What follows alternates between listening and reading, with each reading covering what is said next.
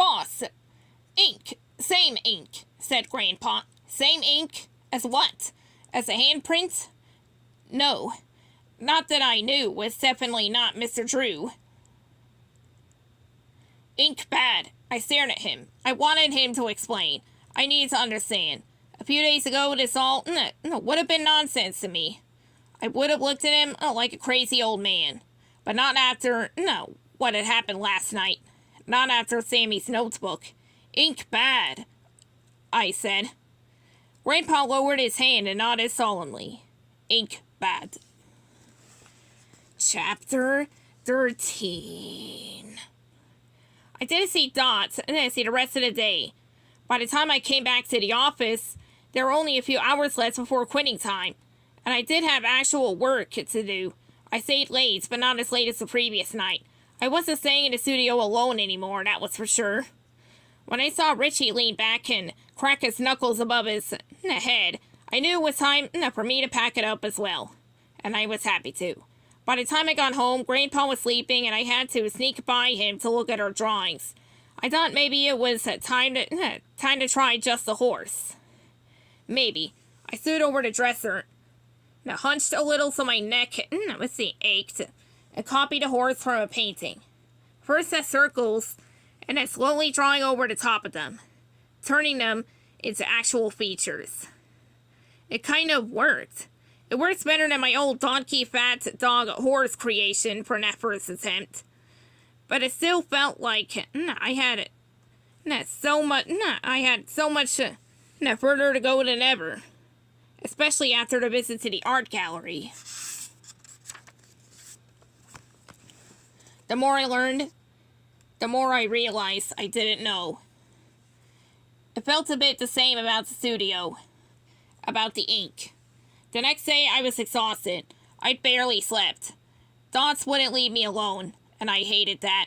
I hated thinking so hard. The harder I thought, the more jumbled up the thoughts got. Kind of like how the harder I'd look at that painting in the museum, the less I saw the actual picture. I couldn't see the big picture anymore. I was grateful that I didn't have too many deliveries to make around the studio. It almost seemed like Miss Lambert, could see how, not up for it I was. Like she was giving me a break. I decided to practice drawing Alice today, because I hadn't really tried her at all, and she was really cute. It was fun to draw her. I needed some fun. Did I ever? I was the first one to see Sammy. He came charging down the narrow hall that was next to my desk, and I immediately went from exhausted to terrified. I figured he found out that Dot and I were looking into him. That he knew we'd seen the weird drawings on his music, the empty bottles in his closet. That he was coming to pick a fight, and I didn't know what I'd do then. Because for one thing, I didn't think fighting was considered professional or anything. People did, in Uptown. But also because I've been a lousy fighter my whole life. I'd only managed to win a few scrapes because it was so hard to tip me over. Instead, he stormed right past me. Didn't even seem to notice I was sitting there in my dark corner. It burst into the brighter room at the art department. Miss Lambert got up slowly from her desk with a frown. She could read the rage on his face. It wasn't hard to see. You'd probably be able to spot her from the top of the Empire State Building. Mr. Lawrence, she said carefully. Abby, he replied. She bit her lower lip but didn't say anything. I remember Sammy calling the man for gents Tom and not Mr. Connor, and I wondered if this was a habit of his. If this was what he did with everyone. Or maybe, how would Jacob put it, was he in a bar about women and black people not getting the same respect? Having to work twice as hard. I thought about it as I swiveled in my chair and watched what happened next. How can I help you? Where's my ink? I sat upright in my seat. Your ink? He asked at Miss Lambert. The ink. Where did it go? Miss Lambert's expression now no longer looked suspicious but concerned. Are you asking to borrow some of the art department's ink? You could just say that, Mr. Lawrence. You don't need to act so entitled.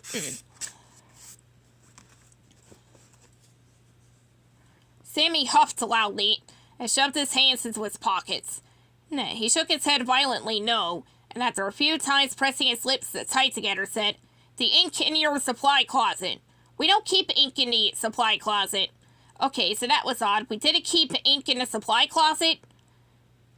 Then what was the music department doing with a closet full of it when the people who really needed ink, the artists, kept it under lock and key?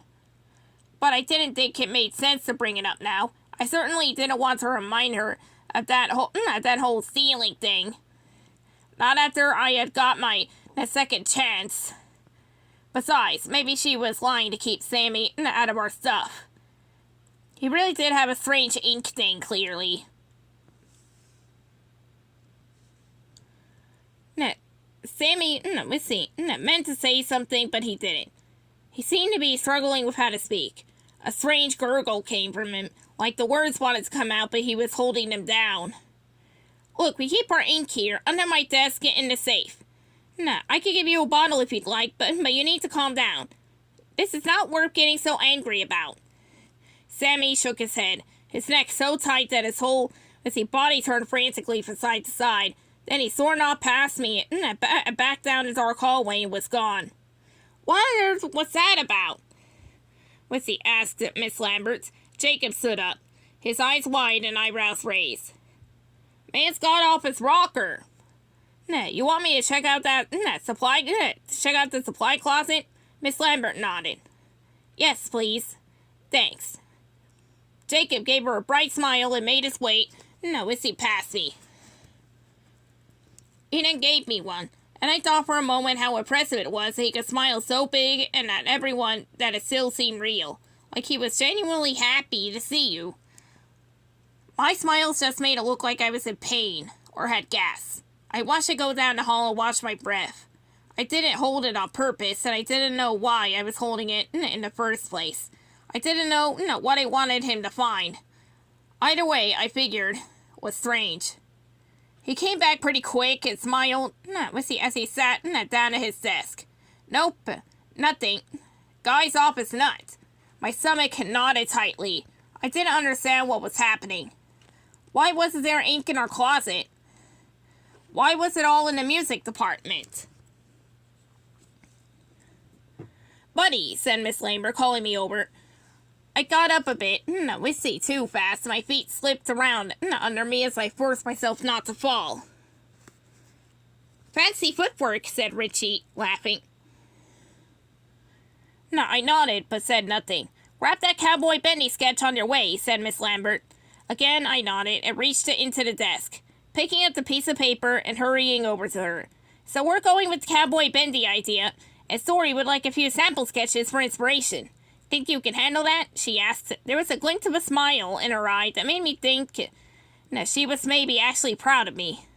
Or excited for me. I was definitely excited for me. Sure, I said as calmly as I could. And I handed her the paper. She looked it over and nodded. Yup, something like this. But make sure to censor the image. We need the whole horse. Don't want to be missing the hooves or anything. We can make decisions on how much we want to show later, okay? She passed the paper back. I nodded okay, but I was a little confused. So, give me maybe half a dozen different cowboy bendy ideas. I nodded again. That's all. She dismissed me, and I returned to my desk. I was nervous now. I practiced a lot in my short time since my grandfather had first drawn cowboy bendy. But 6 different bendy moments? Was I able to do that? And what did she mean about the whole horse? Had my grandfather forgotten a bit? I placed the drawing on my desk and looked at it. Odd. She was right. The drawing was right at the bottom. The legs cut off. It didn't make any sense. Was I remembering wrong? I thought for certain he'd drawn the feet. I thought for certain it had been right in the middle of a page, like a single cell of an animation series. It's amazing how often we make the assumption that our mind is playing tricks on us, that when things happen, they're strange and impossible. It must be that somehow we are wrong, but sometimes things are strange and impossible. And we don't make some connections until it's too late. I didn't make the connection then. I did make it later, and I don't know if I should tell you, that now or wait until it happened. What's the point of waiting? No, I can't jump around too much. If I jump forward into Sorry, I might forget to go back. The memories might change. I worry I've already changed them. Did I really go to the art museum and stare at the Surratt painting with my grandfather? Or did we talk about that painting in the kitchen, looking at one of his books? I know he came to see me that day, and I know he'd been worried. But maybe he just went home after. Maybe that makes more sense. Maybe the horse wasn't slipping off the page. Maybe. I thought of Sammy's notebook then. Not later. Remembered how the pictures in there looked like they'd been slipping too. Maybe I made the connection then. Not everything makes sense to me anymore. I do remember this, though. I remember sitting and staring and feeling scared and confused and then hearing. I'm never going to get sick of that, cowboy. Makes me smile every time. I turned a little too fast, craning my neck to see Mr. Drew is standing at me. Mr. Drew, I said quickly and stood up. Hello, son. Excited about Cowboy Bendy? He asked with a grin.